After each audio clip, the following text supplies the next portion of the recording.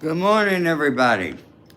Well, I'm coming a little bit earlier today than I usually do. All right, you see, this is about my fifth cup of coffee with espresso, of course.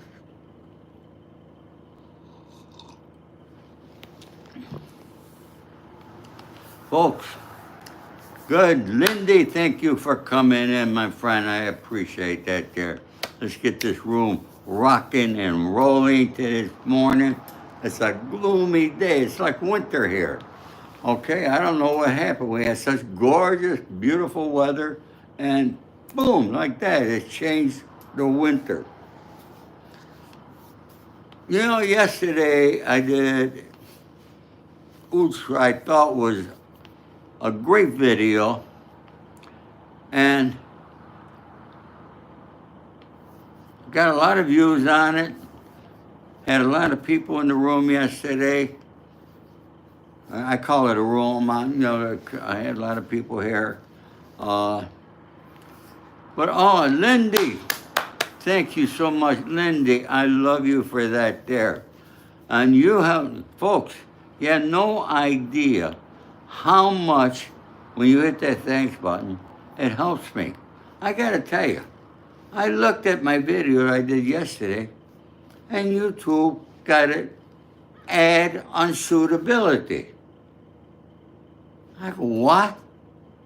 All I'm doing is talking about helping people, telling parents what to look out for. I'm helping children and abused women, and they find it unsuitable for ads. But yet Sammy Gravano could go and give you instructions, basically, because he's telling you how he killed people, how he set them up, and all that, and that's okay? I don't know, folks. I can't figure it out for the life of me. So, folks, please subscribe, like, and share. I want to tell you, folks, you all might have children, grandchildren, nieces, nephews, and so forth, okay? And we cannot rely on our government or our schools to take care of them, all right? That job is our responsibility as a parent, a grandparent, and whatever. Now, what I talked about yesterday was about these people, Jeffrey Epstein, Diddy, that Hoover gang, okay, that abuse younger children, younger girls and boys. There's a middle school on the next block from me, and takes the entire block. The entrance is over there on the next street. In front of the entrance is a Beverly Hills cop car, and the cops at the front door of the school. But on every corner we have crossing guards, help the kids who are walking to school. Now, a lot of parents drop off their children. A lot of parents pick up their children. Those are parents that know what their children are wearing, that they got their lunch, they're taking care. But I watch these kids. Now, middle school is between the ages of 11 and 14. 11 and 14. I watch some of these girls when I'm out taking my walk. I think they're 17, 18, maybe 20 years old. And you should see how they're dressed. I would never allow my daughter to be dressed like that. Okay? So, folks, we got to protect our youth.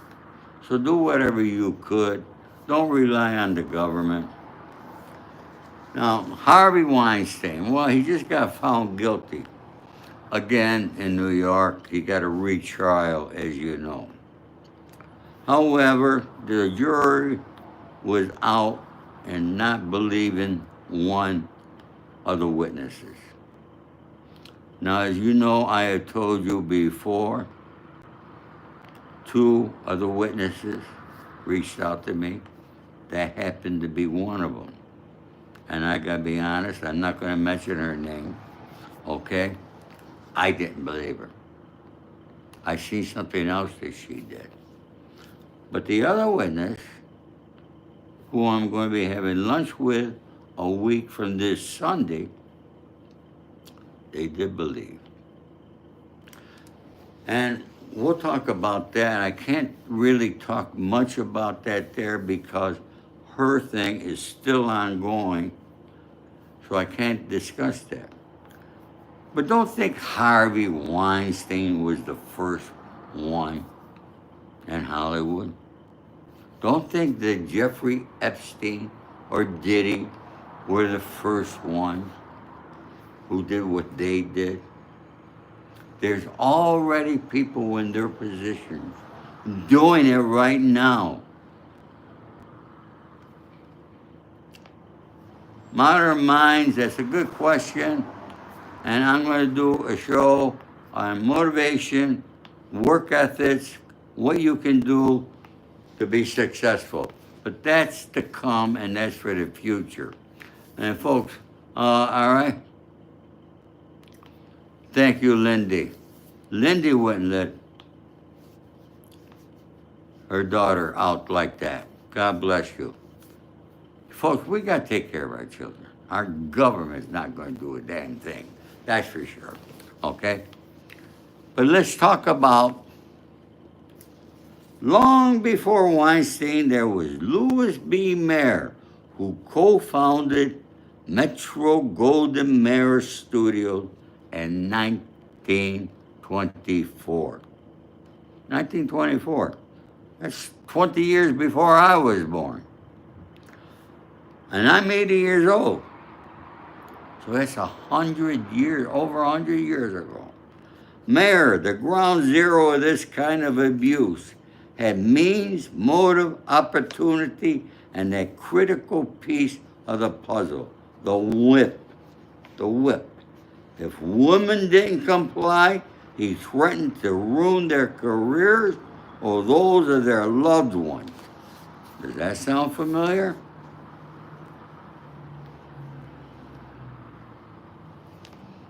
Carrie Buchan, author of Without Lying Down.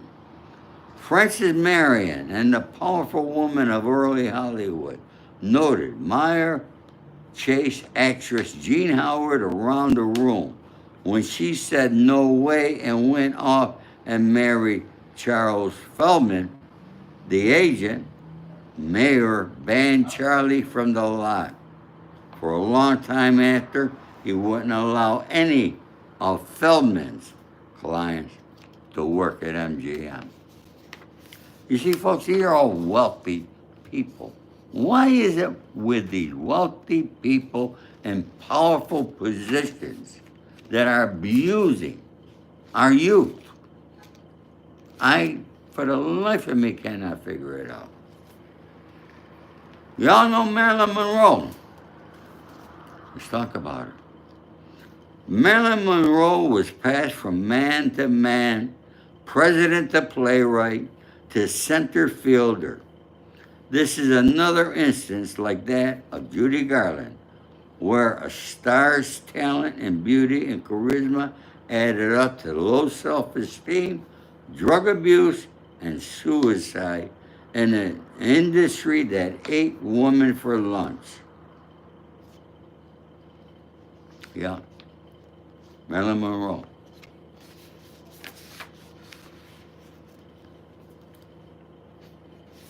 We're going to talk about the casting couch here in a minute, folks, because it exists.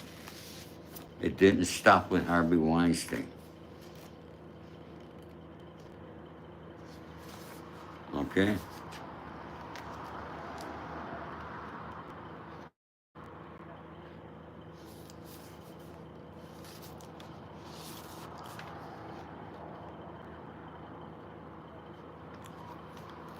When the studio system consolidated in the late 20s and early 30s, as talkies eclipsed silent movies, the man in charge of the big seven notoriously abused their power.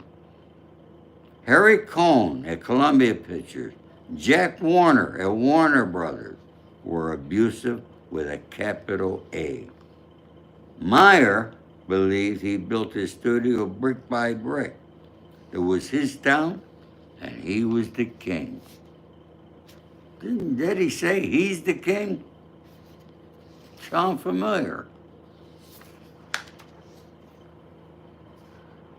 Meyer also allegedly wrote the teenage Judy Garland, The Life of Judy Garland, and held meetings with a young woman seated on his lap, his hands on her chest. But wasn't the only damage done to the Wizard of Oz star. As Ricky clarified, when it comes to abuse, it's just not the casting couch. It's also the producer who tell Judy Garland she's not pretty enough or thin enough, so she gets a nose job and starts taking amphetamine to stay employed. And nobody knows that amphetamines and drinking can't mix, and the pills lead to instability, sleepiness, and sleeping pills, and more instability, and she falls apart. Drugs, no matter what they are, it's a manner in which they control them. So, I did a short video. It's school time, from kindergarten to college. Our youth have dreams, aspirations. You have dreams for your children. You all want your children to do the best, become the best. We all do that. A lot of them want to be school teachers, doctors, lawyers, scientists. Some will go off into the trade, building contractors, and so forth. But a lot want to become an actor. They want the fame, the stardom that Hollywood provides. They want to be a singer, a band leader, be in the music business. This all comes under the umbrella of the entertainment industry. They have those dreams as a child. They take those courses, they get in the band in school, or they take acting classes, they go on stage at school, in junior school, high school, okay? Then they graduate, and they come to Hollywood to fulfill their dreams. I find out what the reality of it is. And don't think the casting couch is just for the girls, because it's for the boys too.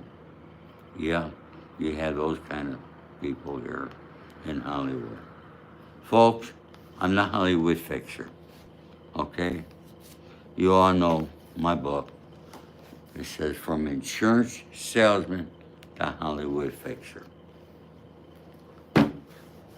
Folks, I was behind the scenes in so many things about Hollywood that you could never ever believe them, okay? Some are so minute, it was unreal. But the things that always got me was when it involved young children. Because I've always stood up for abused women and abused children. Folks, if you haven't liked or subscribed or shared yet, please do, okay? And if you like, please hit that thanks button. I appreciate that there, okay? I'm trying to be very careful today. And what I say, I don't want to say the wrong word, okay? But this, Harvey Weinstein is in jail right now in New York. But he's still got 16 years he got to do here in California. I don't know how long he's going to have to do in New York or what his sentence is going to be. We're still waiting for that. When that happens, I'll let you know.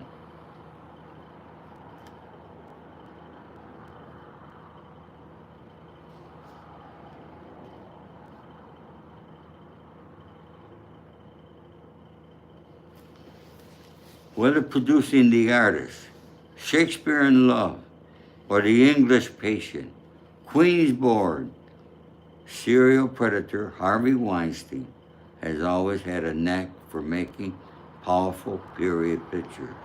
Gotta remember, Harvey Weinstein was very powerful. All right, Merrimack Studio was a mini studio. Maybe between the Best Picture Oscar that those movies scored, he should have brushed up on his Hollywood history. His penchant for the casting count, the practice of powerful white men exploiting young actresses trying to break into the movie industry, has a historical precedent as the movie business itself. Multiple actors have spoken publicly about their experience with inappropriate proposition or the casting couch. In the entertainment industry, some actors who have shared their experiences include Ayeshaman Karora, Charlize Theron, Ranveer Singh, and Gwyneth Paltrow. Those are only a few of them. There's thousands of them. Folks, I've seen a lot of it. I've advised a lot of young actors.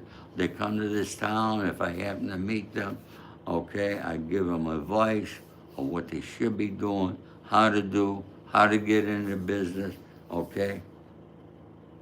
It's based upon your talent. And it's not based upon the fact that you're sleeping on the casting couch, okay? That's going to bring you aggravation. There's all sorts of scams that go in Hollywood to take advantage of all these young kids that come to Hollywood every year. Look at it. Keisha, thank you very much. All right, she hit that thanks button. Thank you, Keisha. These young kids come to this town. They don't have a lot of money. Some of them, they got roommate together, okay, to be able to pay the rent, okay. They work at McDonald's, they deliver pizza. They got to take all sorts of jobs in order to survive because they keep going for their dream. They want better. They want that fame, okay? A lot of them end up going back home. Con men that want whatever money they got. You got con men. I chased these companies down. Yes, that's what I did. There was a place on Hollywood Boulevard. They advertised, and they were taking these kids. $100 is a lot of money. It's a lot of money today. Can you imagine what it was back then? These people, they had nice offices. Until I showed up. Until people come to me. Because they got robbed. Robbing these kids' money. And folks, I'm a serious guy. Very serious. Okay? More serious than Sammy the Bull. Trust me. I'll go up to their offices with a couple guys, and I give them a choice. I want them out of town within a couple of days.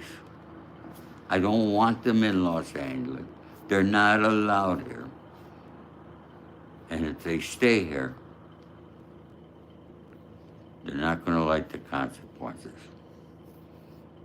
Folks, they always left town. They didn't want to deal with me or my people, okay? Those are just some of the things. I had a friend who was an ex-boxer from England, married to a beautiful, well-known actress. And he comes to me one day, and he tells me how I knew about Harvey Weinstein years ago. Everybody knew about Harvey Weinstein, but nobody did nothing. I knew. He comes to me about his wife, very beautiful girl, good actress. I cannot mention her name, I'm sorry. And Harvey was trying to abuse her. I said, let me talk to your wife. So I went to their home. I sat down with him, I talked to her. I said, I'll take care of it for you. He'll never bother you again. No, Ori, please don't do nothing. Why? Why? Don't you want me to do anything?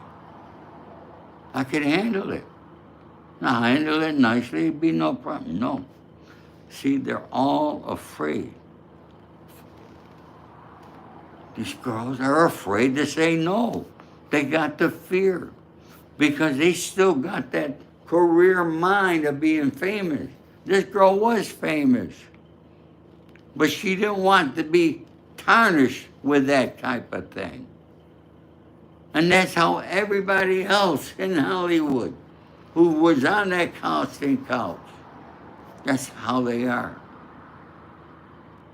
So remember, tell your children they can say no and walk out because maybe the person next door might be the good person to bring them to the stardom that they want, okay?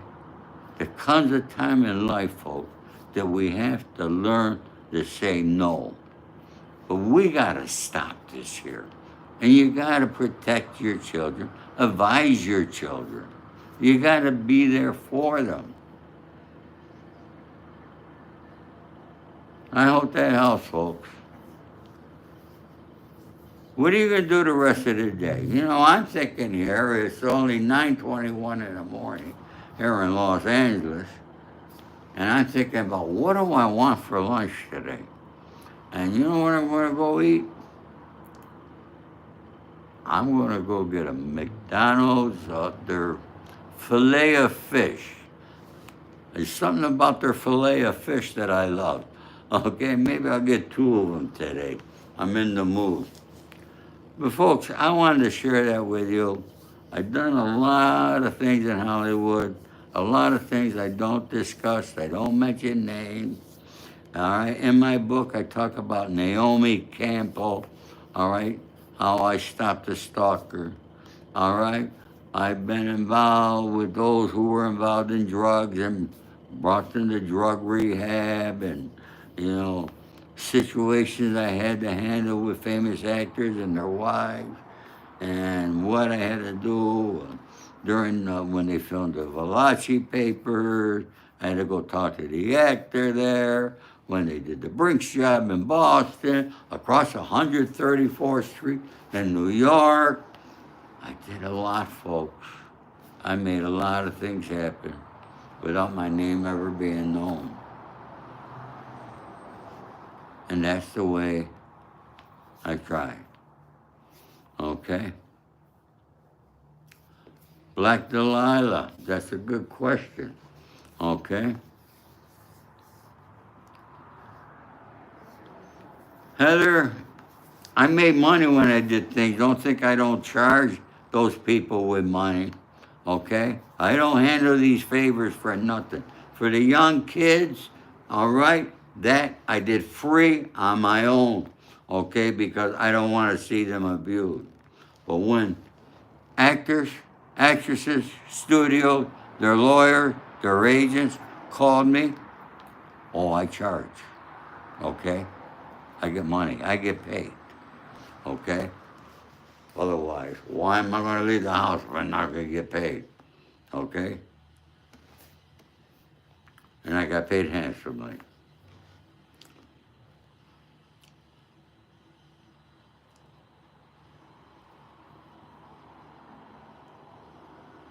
Yesterday, thank you, Diddy. What's your name? Uh, and thank you, Eddie. Uh, yeah, you're right. I should go to a restaurant and get a good piece of it. Actually, you know what I ate yesterday? I made scallops. I love scallops. Uh, I made it by myself. Yesterday, I made it with uh, and put it in tomato sauce. It was okay. I wasn't crazy about it, but I do love scallop. But the best way I like is with garlic and olive oil, and I love cooking them like that, and with some breadcrumbs. Okay, all right, Heather, you're so correct. There's more to life than money, but some people only think about money. They don't think about being happy. I see some of the happiest people are people with no money. I don't have a lot of money today. I don't have the money that I had years ago. I can't afford to go out, all right, and spend a few $100s a night on a dinner like I did years ago. I can't afford those things. Okay? I'm being honest with you. All right? I changed my life around when I got out of prison. I didn't go back into the life. Okay? I made a promise to my children because my children were the ones who supported me and were there for me for every single day that I spent in prison. My children, a couple other friends maybe, but my children. They made sure I had money in my commissary. They made sure I had plenty of books to read. It was my children.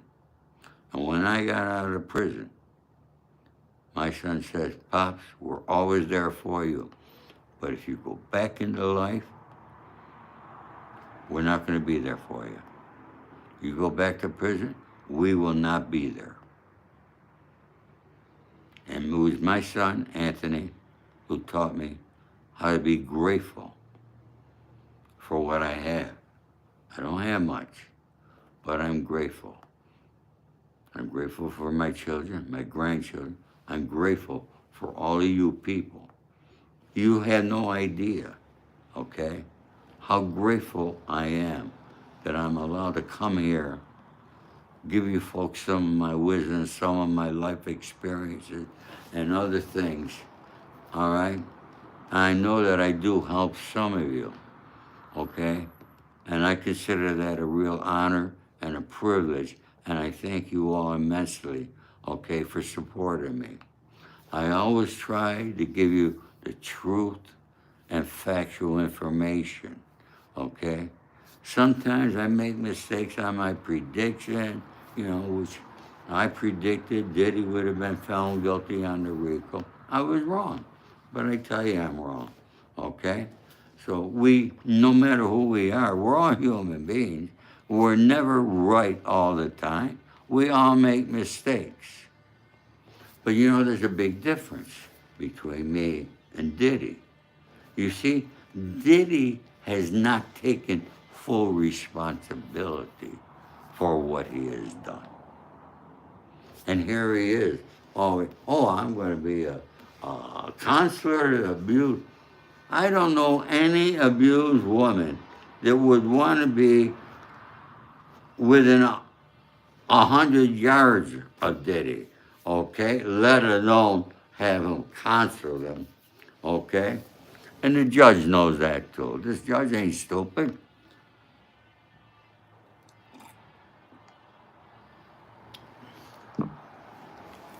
You know, we're only here on Earth for a very short period of time. It's a blip in time, folks. A blip goes like that. It seems like yesterday. I was 18 years old. I was joining the army. I was seeing the world. And here I am. I'm 80 years old. I can't tell you where the time went. It went like that. And you're all the same. So why don't we try to be happy for for the time that we are here on earth. Why don't we try to make other people happy? You know, people work every day. Look at a lot of it. It's very hard in this economic conditions that our country's in. Okay?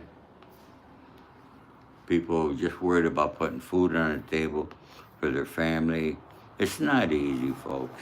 Okay? But, you know, it's not the first time this has happened in history. And it's going to happen again. Okay? I know President Trump's trying to do something on the economy. I know they're trying to get interest rates lower so people could afford homes. All right? There's a lot of economic problems. I don't see prices going down in grocery stores. Okay? The grocery stores, once those prices go up, they're not going to take them down, folks. They're not going to make them cheaper. Okay? They're going to keep them there because these corporations are only interested in profits. And rightfully so. That's why they're in business. All right? But they shouldn't be gouging us. All right? And a lot of them are gouging us. Folks, have you subscribed yet? Have you shared? Okay? And like. And by the way, I want to talk about those likes. Somebody told me yesterday the reason they don't like is because it saves in their thing. You know, folks, anybody who gives great content, good content, and I go through YouTube. I watch YouTube more than I watch TV. I give them a like. I don't care that it's saved. I don't even know where it's saved. Why does that, you think, I don't know who it was that told me that, well, why do people think that's a problem to give somebody a like, okay? Somebody who's working to try to help you, all right? So, you know, it's just crazy. And it's not, I'm not the only creator. I noticed that with other creators. I seen Candace Owens, she's got 5 million subscribers. She had, I seen a thing where she had, out of 5 million subscribers, she had 450,000 views. It's a lot of views. And she had less than 40,000 likes. 400,000 views, but less. It's the average is about 8%. I broke it down. Just wanted you to know that.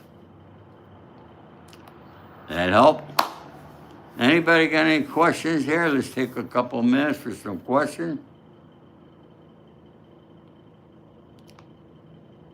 Nobody's writing me here. For those of you who hit the thanks button, God bless. All right. Well, folks, I'm going to go take my walk. It's Friday. I want to give you all my love and respect as usual. God bless. Take care, everybody. Have a great day. Bye-bye.